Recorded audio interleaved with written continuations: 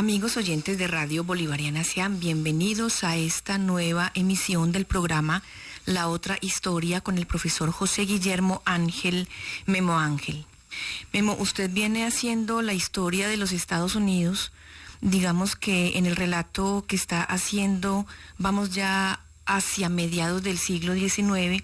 Y ese tiempo es una época muy importante porque ya se da ese enfrentamiento claro entre la esclavitud y el abolicionismo. Entonces, qué bueno sería que usted nos haga el panorama de qué pasó en ese momento y cómo también en esa misma época fue ya la guerra total contra los indios.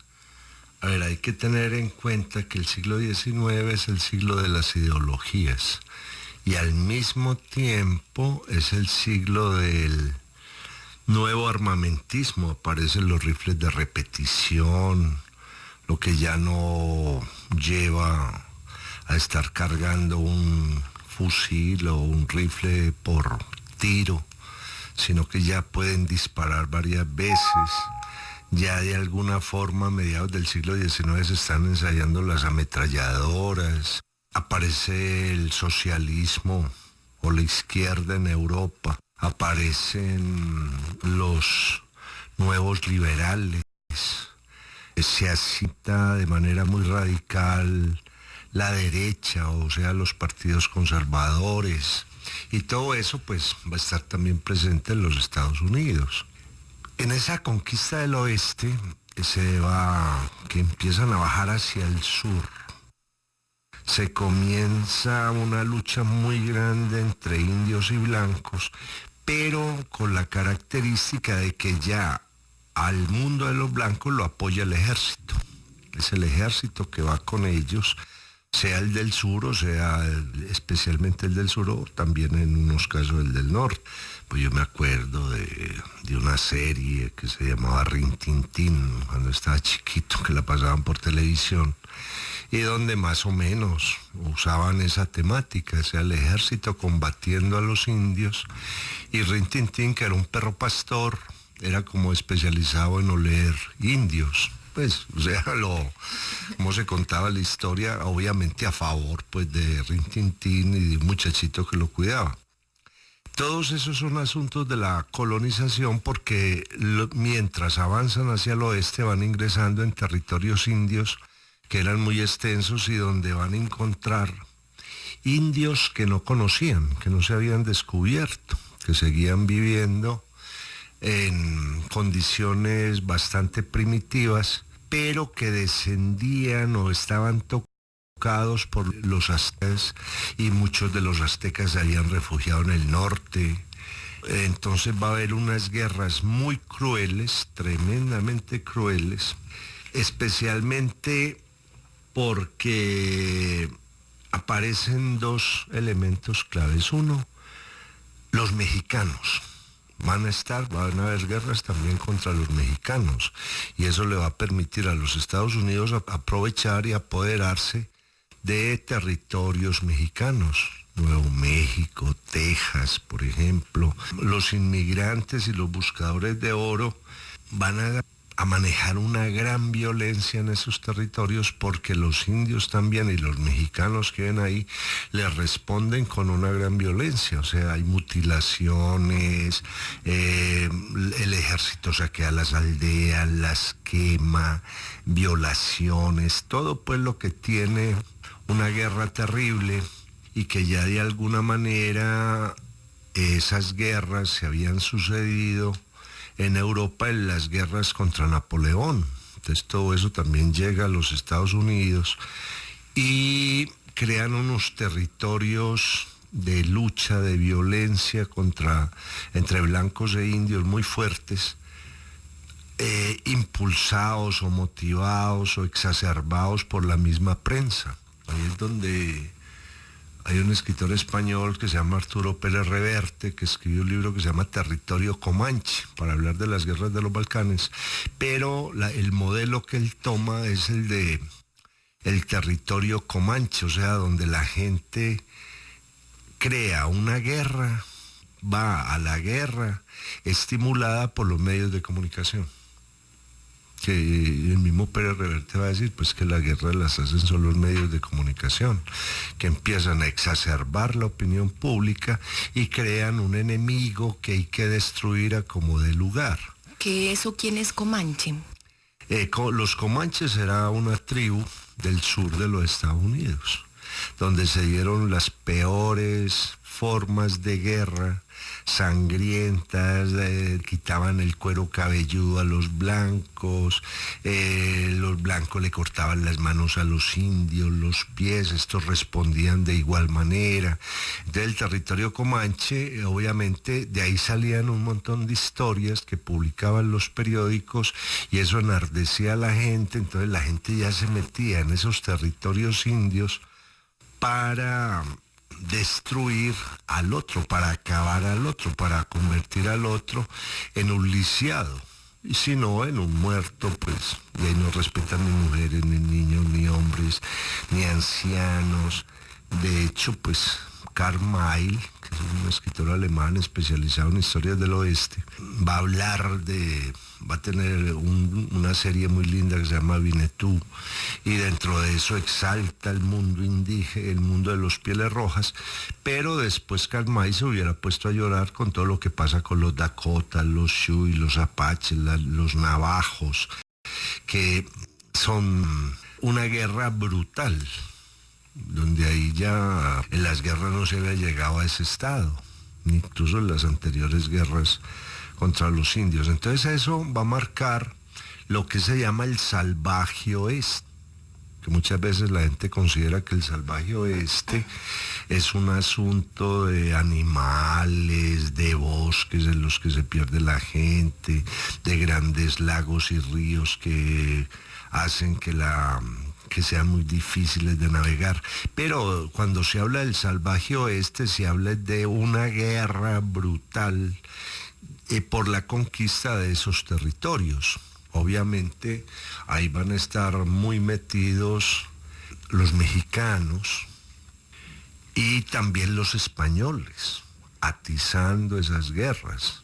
Ahí es donde se va a dar en esa guerra algo entre una de las primeras guerras entre México y los Estados Unidos, y en 1840 en Texas o en Texas se va a dar la gran batalla del Álamo, que es un pequeño fuerte donde los blancos se defienden contra los mexicanos los exterminan prácticamente y después llega un ejército que llega tardíamente al Álamo a salvar los que estaban ahí y ya declaran una guerra total contra México.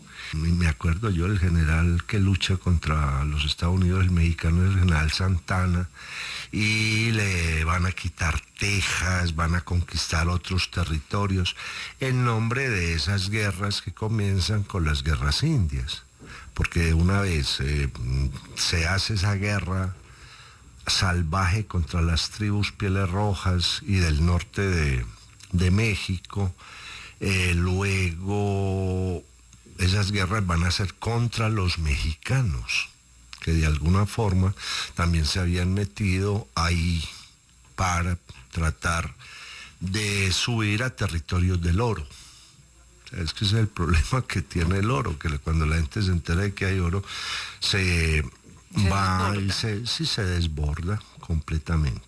Mientras esto pasa, se va a dar una lucha muy grande entre los abolicionistas, que son los que se oponen a la esclavitud, y los esclavistas que apoyan la esclavitud en nombre de la propiedad privada, en nombre de los contratos que se han hecho dentro de la Constitución de los Estados Unidos, etcétera, etcétera, para que existan unos esclavistas y otros abolicionistas. Aquí también va a darse el fenómeno de la prensa.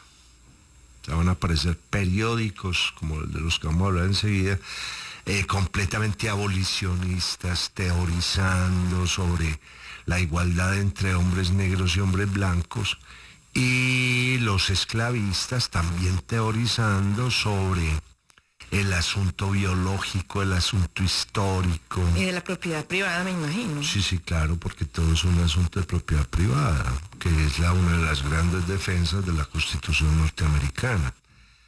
A ver, ahí se van a presentar varios problemas. Primero, aparecen en varios estados, Carolina, Luisiana, Mississippi, Florida y Alabama, lo que se llama el Black Belt, el cinturón negro, que es la mayor concentración de esclavos en los Estados Unidos, y muchos de ellos están escapando al norte.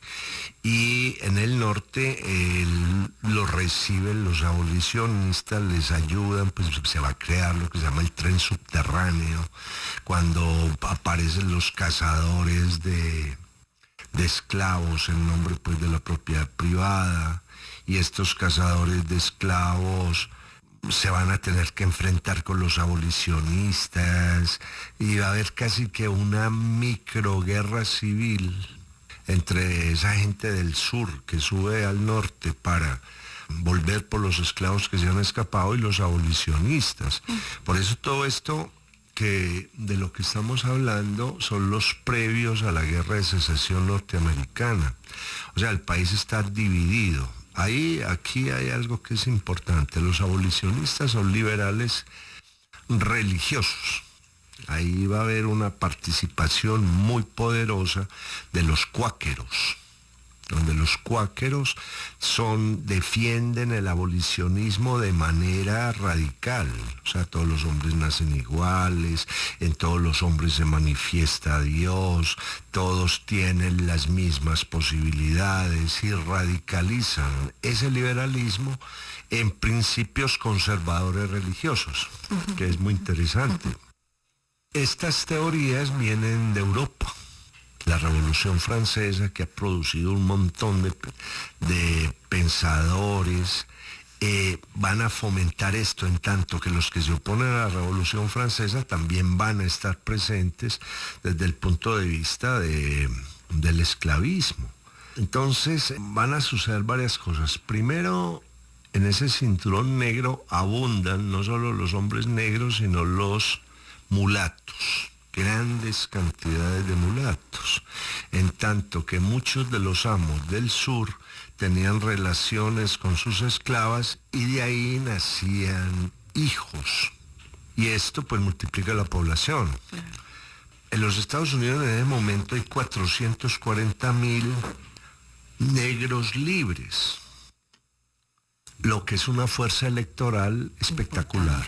Completamente espectacular. Incluso se habla de la posibilidad de que se cree un gobierno negro, de que haya un gobierno negro, especialmente en ese Black Belt, en esos estados de Carolina, Luisiana, Mississippi, Florida y Alabama. Entonces todos se asustan, también los esclavistas se asustan de que Estados Unidos se vaya a volver un país negro, y es parte de la teoría que hay, que es muy interesante, porque en el mundo de las comunidades africanas, el gran movimiento político y la gran lucha política la van a dar los norteamericanos, los afrodescendientes norteamericanos. Por eso van a rescatar a lo último, en la década de los 60, los derechos civiles de 1960. O sea, es una lucha ardua, larga, de más de 120 años,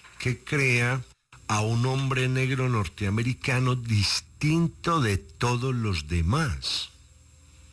Porque hay que tener en cuenta que en el norte los que llegan, los que son liberados, los que estaban ahí pueden votar, comienzan a estudiar en la universidad, llegan a tener sus propias empresas, a tener sus propios periódicos, por ejemplo, a conseguir dinero y financiar periódicos.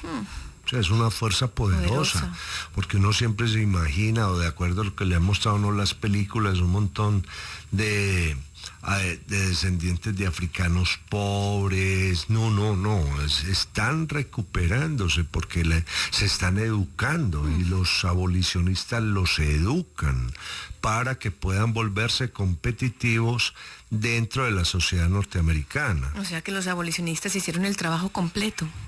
No fue únicamente darle la libertad, sino más o menos. Más o menos, porque de todas maneras, en la medida en que llegaban hombres negros al norte, le quitaban el trabajo a los blancos, porque trabajaban más y cobraban menos. En tanto que no tenían nada que perder. Claro. En tanto que el inmigrante que se quería establecer ya había venido con familia, ya quería una casa donde vivieran los amigos, en tanto que el hombre negro que llegaba, por lo común llegaba solo y podía convivir con 10, 15 en una parte humilde y por eso podían cobrar menos y trabajar más. Es que ahí hay una cosa que es interesante porque el blanco en el norte ya tenía una serie de obligaciones sociales, ya tenía lo que se llama un costo social, o sea, pertenecer a una iglesia, los hijos se tenían que vestir de tal manera, estudiar en tal parte, vivir en tal parte. El que llegaba, no. Claro. Por eso aquí hay una cosa muy interesante, y es como en el sur, en los hoteles van a poner, no se admiten perros, judíos ni latinos, porque los consideran negros también. Y como los judíos al norte también los consideran negros, porque llegan en las mismas condiciones, a trabajar más por menos. Y eso hace pues que se empiecen a crear ciertos elementos antisemitas y ciertos elementos negro y fuertes. Es porque es una mano de obra grande, es una mano de obra fuerte y es una mano de obra ansiosa por aprender. Ahí hay un cuento tremendo. El europeo llega y cree que ya con lo que sabe se defiende. En tanto que los judíos que vienen de Polonia, de Rusia, necesitan aprender inglés, vienen de comunidades religiosas, donde apenas la ciencia medio se toca y cuando llegan a los Estados Unidos como que hay una enorme liberación en ese punto, entonces hay que estudiar, hay que aprender matemáticas, hay que aprender a escribir. Y lo mismo le sucede a los hombres negros que suben del sur, donde se les había negado la escritura, la lectura, y cuando aprenden a leer y a escribir se empiezan a interesar por la física de Newton, por la astronomía, pues es que hay un cuento tremendo, que el más ansioso de educación es el que menos posibilidades tiene, que es una cosa importante. Por eso en muchos países donde la educación solamente llega a unas élites, por lo común esas élites se caen porque la élite misma desprecia el conocimiento porque considera que tiene poder, tiene dinero y tiene reconocimiento. En tanto que el que no tiene ese poder, el que no tiene ese reconocimiento, buscará aprender más para poder subir en la escala social. Claro. Y eso es una cosa interesantísima. Entonces, en esta lucha entre abolicionistas y esclavistas, el sur llama inmigrantes blancos para que industrialicen el sur. Y de esa manera se justifique la presencia de esclavos en el sur produciendo materia prima o sembrando pues algodón en su gran mayoría para que florezcan esas empresas. Es como un primer coqueteo que le hace el sur al norte en términos de que si ellos se industrializan, los del norte verán que es necesario que esos esclavos estén ahí, porque están produciendo la materia prima para que el otro se industrialice. Claro que eso eso es para poder pactar con el Estado, porque la mayoría de los que están allá en el norte tienen muy claro la igualdad entre los seres humanos. Ahí va a haber una discusión muy fuerte entre el sur y el norte, y es cuando los del sur consideran que los del norte están tratando a los del sur como Inglaterra trata a Irlanda. O sea, lo está despreciando a través de la industrialización, a través de la aparición de la banca, a través de los comercios, de una economía que se mueve prácticamente por el Océano Atlántico, por el Océano Pacífico, etcétera. Y hay un senador, Robert Hyde, que va a chuzar permanentemente en el sur para que los del sur se sientan como si fueran Irlanda. O sea, aquí viene otra cosa. Ahora, hablábamos de cómo el abolicionismo lo inician los cuáqueros. Y estos cuáqueros van a tener un hombre que en 1831 funda un periódico que se llama The Liberator, El Liberador. Lo interesante de ese periódico es que cuenta con el apoyo de negros libres, que no solamente van a trabajar en el periódico, sino que lo van a comprar.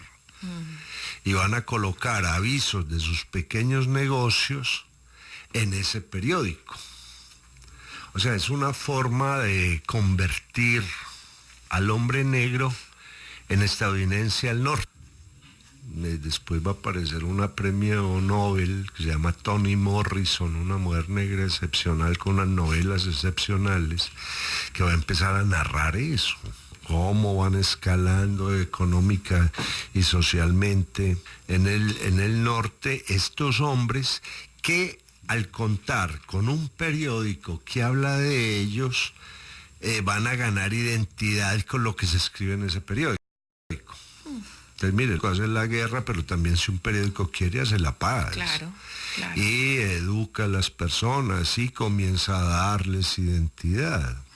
En 1874 aparece otro de Frederick Douglass, un periódico muy fuerte que se llama North Star, la estrella del norte, dedicada prácticamente al abolicionismo, dedicado completamente al abolicionismo y proponiendo sociedades, muchas de ellas utópicas, pero que son luces para lo que va a pasar en la convivencia entre blancos y negros. Sin embargo, como siempre, el periódico nunca es tan amplio como un libro. Y hay una pareja que se llama Theodore Roosevelt y Angeline Grimke, que escriben un libro, La esclavitud tal como es.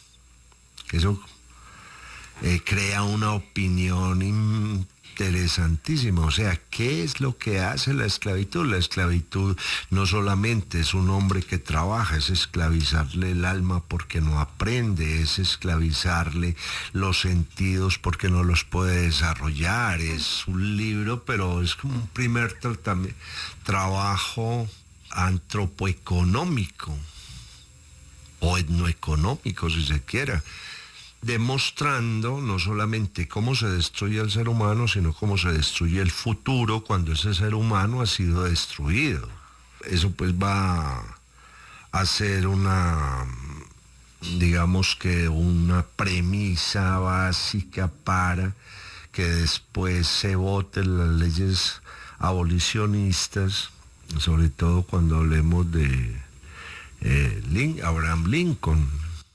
Pero ya ahí se va creando una conciencia, además del libro del tío Tom, pues todo esto, y la gente está interesada, está leyendo lo que le pasa a las comunidades negras, y no solamente los que adoptan al abolicionismo los quieren acoger y ayudar, sino que ya los comienzan a ver casi como iguales.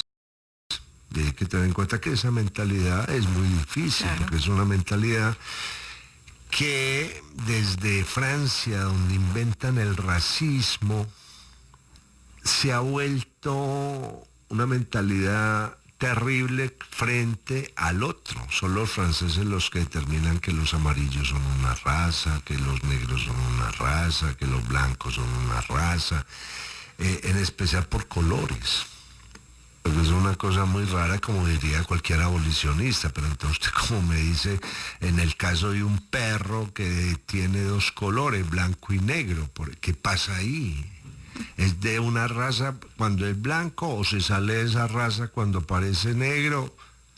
Es que las discusiones son muy interesantes.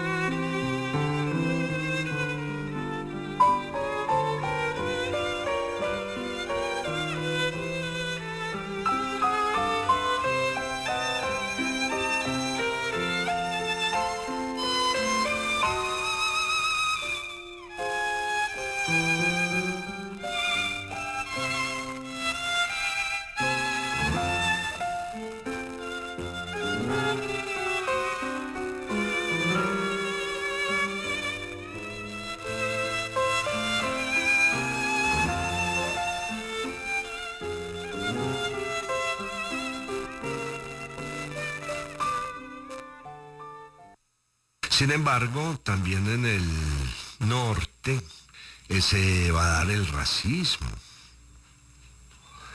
Por ejemplo, hay propiedades, como sucede en Cincinnati, propiedades de negros que son quemadas, expulsión de la comunidad negra. Ahí es donde aparece el famoso ferrocarril subterráneo, porque hay que llevarlos al Canadá. Y por ejemplo, que es una cosa muy interesante, Canadá, que ha tenido una población negra poderosa, nunca ha tenido el problema ni del apartheid, ni del racismo.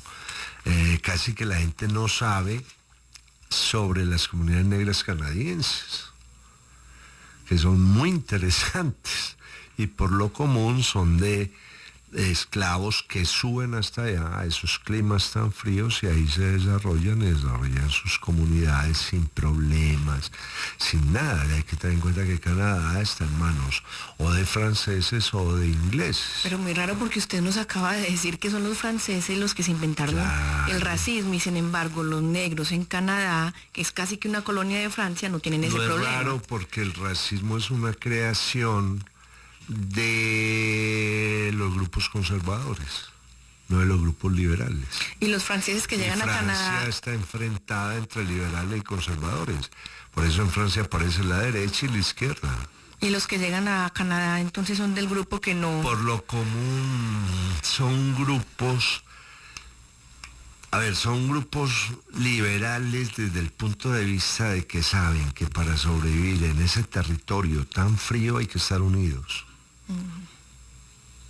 O sea, es que el clima influye mucho en eso. Claro. Mientras los del sur tienen unos buenos climas, claro, los del norte tienen unos climas bravos, difíciles, y saben que el otro es necesario, sea el que sea, tenga un ojo, mida 3 centímetros, o sea, es completamente necesario. Es que ahí es donde todos estos elementos del racismo se dan en sociedades cómodas, en sociedades ya establecidas, en sociedades prósperas.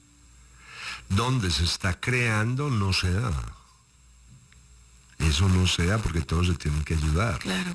Es un barco que está en una tormenta, el capitán puede ser pelirrojo, pecoso, y el marinero que viene de la Gambia Central, los dos son iguales, claro, están en la tormenta. O sea, tienen que sobrevivir. Tienen que sobrevivir. Entonces ese es un problema de las sociedades muy cómodas. Por eso las clases populares casi nunca se da el problema del racismo, porque no es una sociedad cómoda. En la parte alta sí se da ese problema. Es un problema ya de exclusión a partir de la condición cómoda. Cuando yo estoy acomodado ya sí excluyo, pero sin acomodarme no excluyo. Siento que eso pues no deja de ser importante. Ese racismo que también se está dando en el norte lleva a que en 1837 se lincha el director de un periódico antiesclavista, y en Nueva York se atacan las iglesias abolicionistas. O sea, esto después va a ser muy interesante, porque también ese racismo aparece en las ciudades más prósperas, y va a haber una gran lucha entre abolicionistas y esclavistas de las grandes ciudades. Sin embargo, a partir de 1840, el abolicionismo es un dogma laico del ideario progresista. O sea, ¿quién es progresista? El que admite el abolicionismo. ¿Quién es progresista? El que no excluye al otro por su condición de color o por su condición religiosa. Y ese es el progreso. Y ahí va a haber una cosa muy interesante. Porque cuando el otro es incluido, la labor del otro lleva a que se progrese más rápido. Cuando el otro es excluido, esa labor del excluido que se podía tomar como fuerza para comenzar a progresar, falta. Entonces es un progreso falso. Claro. Por eso muchos países han progresado con la aparición de otros. Eso, por ejemplo, es el caso de Alemania, que hubiera sido de Alemania después de la Primera Guerra Mundial sin los turcos. Así de simple. Como los turcos construyen, a pesar de que llegan a otros niveles, hasta que comienzan a integrarse y el país progresa con todos. Claro. Va a sucederse también la teoría de que hay que hacer con los abolicionistas, porque son radicales, completamente radicales. Ellos quieren hacer la segunda revolución americana, que además es muy interesante, porque Lloyd Garrison, el del periódico The Liberator, dice, hombre, vea, para que no hayan tantos problemas, dividámonos de manera amigable los esclavistas de los estados abolicionistas. Simplemente nos separamos y mantenemos las aduanas abiertas para que la economía no se dañe. O sea que está planteando dos países. Dos países. Claro, por eso después va a venir la guerra de secesión. Y es porque los del sur se quieren separar. Claro. Listo, le hicieron caso a Garrison, aparte que Garrison era completamente abolicionista, y decir, lo mejor es que nos separemos. Porque, claro, a ver, hay que partirnos. Incluso eso lo empiezan a entender las iglesias, los presbiterianos, los metodistas, los baptistas. Separemos una iglesia para las zonas esclavistas, otra para las abolicionistas, y estamos presentes, pero nos separamos. En el sur, que es donde se defiende la esclavitud, a ver, primero que todo, los del sur desprecian a los del norte porque la consideran una sociedad vulgar. Es una sociedad de la igualdad. Y en el sur es una sociedad de la aristocracia. Y los del norte desprecian a los del sur precisamente porque es una sociedad aristocrática. O sea, en términos de Revolución Francesa, todo el norte es liberal y todo el sur es conservador. Casi que se lleva la ideología de la Revolución Francesa a los Estados Unidos. Hablando en términos del pensamiento político, se diría que los del norte de los Estados Unidos siguen las leyes de Locke, de John Locke, un gran filósofo inglés, y Newton, en tanto que los del sur tomarían a Joseph de Maistre, que es el teórico del conservatismo en Francia. Pues por eso es que España se le mete a ayudar al sur, en un momento determinado, porque son conservadores.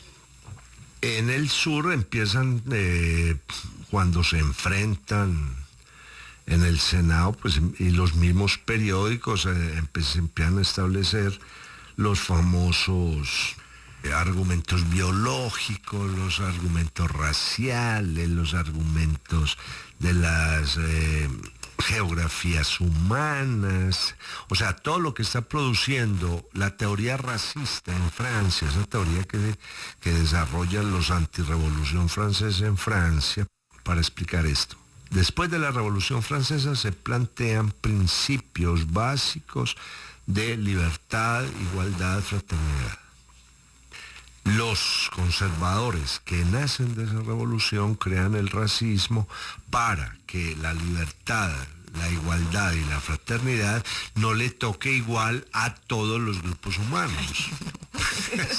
Eso es completamente loco. Sí, claro, después todo eso va a llevar a la Segunda Guerra Mundial y se va a perseguir por razas y van a exterminar los judíos. Bueno, ahí va a pasar 20.000 cosas a partir de una cuestión supuestamente científica. Es que por eso nosotros que en el siglo XXI nos tragamos cualquier cosa que sea ciencia, nadie lo cuestiona. ¿Qué sucede con eso? Lo que empieza siendo una ciencia y se mostraba como una ciencia era un aparato terrible de exterminio de grupos humanos.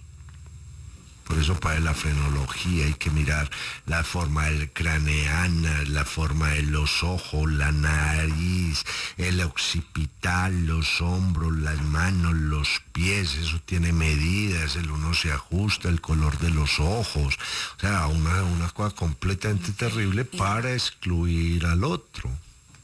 Eso que va a ser pues terrible en un momento determinado y lo que es más dramático, establecer si el otro con unas condiciones físicas responde a unas condiciones intelectuales. Ay, Memo, pero usted ha dicho una frase muy importante, es que nosotros nos tragamos todo lo que es ciencia, que porque como es ciencia, entonces creemos que así es. Sí, así fue que el racismo hizo carrera en Europa hasta 1945, cuando ya caen los imperios racistas. Y todo eso hace parte del mundo ilustrado. Sí, claro, por eso es el fracaso de la razón. Por eso Teodoro Adorno, cuando ya termina la Segunda Guerra Mundial, dice, ya entramos a la posmodernidad. Lo moderno no nos llevó sino a matarnos, a señalarnos, a excluirnos y a crear unas diferencias completamente tontas, porque frente a eso, pues yo me acuerdo la famosa frase de Carl Sagan que he dicho en algunos programas, frente a los extraterrestres nosotros somos terrícolas, o sea, ellos no van a empezar a ver quién tiene una visa de los Estados Unidos, o quién es blanco, negro, grande o chiquito, no, somos terrícolas, es lo que sucede. Pero todo eso estuvo funcionando claramente, pues, para llevarlo a un extremo hasta la década de los 90. Y toda la guerra de los Balcanes es una guerra étnica, ¿cierto? Que es terrible. O sea, el uno señalando al otro.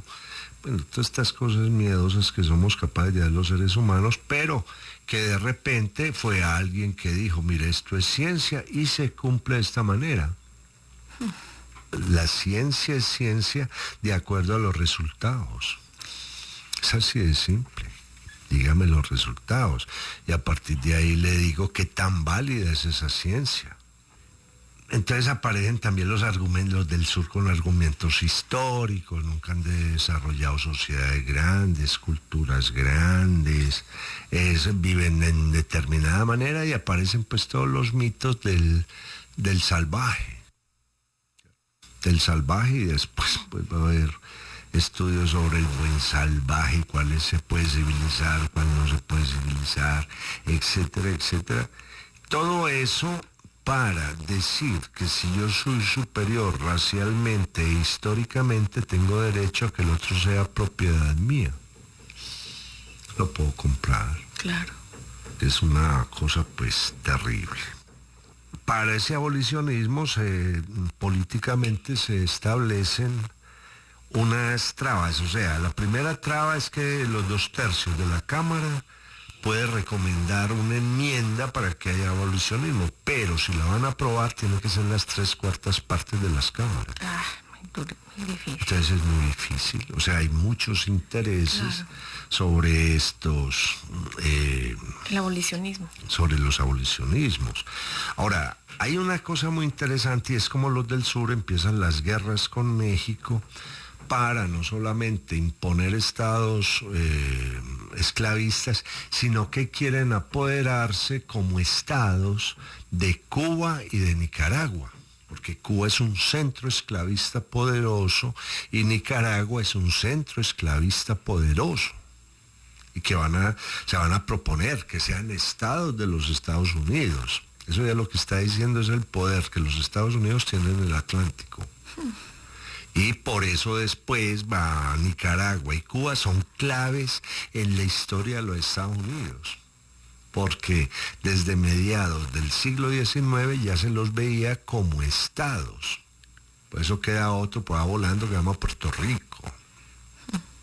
Pero eso era no solamente controlar las Antillas, sino que los del sur lo tenían claro, pues volvamos a Cuba, un estado de los Estados Unidos, eso ya llevaría a la guerra contra los españoles, que la tenían clara también, porque los del sur les estaban ganando a los mexicanos estaban apoyados por los españoles, y fue, vamos y les quitamos Cuba y no para nada. Claro. Ahí México se va a volver lo que llaman la fruta prohibida, se ponerle pues cualquier nombre, buscando que buena parte de México se vuelva parte de los Estados Unidos, como pasa, por eso tanto chicano. O sea, es que el asunto de los del sur de los Estados Unidos, ya con la frontera con México, el hecho de que haya tanto chicano, tanto mexicano, es porque cuando cogían los territorios también se quedaban con los mexicanos que ven ahí. Por eso es que en ese sur se habla el Spanish, por ejemplo, y después van a haber grandes conglomerados de mexicanos que se quedan en los Estados Unidos y que hoy en día son alcaldes, gobernadores, porque se integran pues a esa sociedad. Sin embargo, ya está latente el enfrentamiento entre el norte y el sur por el asunto de la abolición de la esclavitud. Ya habían unos precedentes de 1854, William Lloyd Garrison, el del periódico El Liberator, había quemado una constitución de los Estados Unidos, diciendo pues que era imposible que dentro de la Constitución, cuando en la Declaración de Independencia, él se pegaba siempre de eso, todos los hombres nacen iguales, eso es lo que había planteado.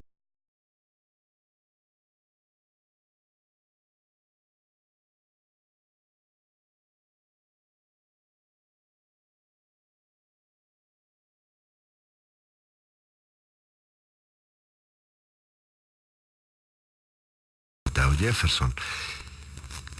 Este ambiente de estados abolicionistas, estados esclavistas, la idea de la secesión, de partirse, el sur la gente del sur apoderándose de México para poderse separar y tener un país grande. Es una de las cosas más interesantes que hay que tener en cuenta. Porque se apoderan del territorio mexicano y lo vuelven estadounidense, porque los del sur, para competir con los del norte, también necesitaban grandes extensiones. Por eso incluso van a aparecer estados como los de Texas, los de Utah, donde van a aparecer una religión, o se va a desarrollar una religión muy poderosa que llaman los mormones, una religión completamente norteamericana, que es muy interesante para un próximo programa tener en cuenta esto, porque aparecen dos religiones de origen norteamericano, unos que son los testigos de Jehová y otros que son los mormones, y los mormones tienen su propio libro, el libro del ángel de Morión, sí, algo así como un libro que dice que Jesús estuvo en América, que habían civilizaciones parecidas a las que se dan en la Biblia, etcétera, etcétera.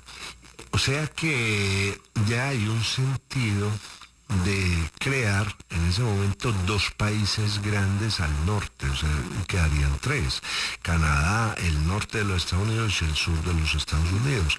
Pero frente al problema de Inglaterra en el norte y de alguna forma el problema del sur va a llevar a que se plantee la guerra de secesión, o sea, donde la Unión, o sea, los estados del norte van a atacar a los del sur en una de las guerras más cruentas, pero al mismo tiempo en la guerra que asienta ya el real país que se va a llamar los Estados Unidos de América. ¿Y eso es en qué año esa guerra?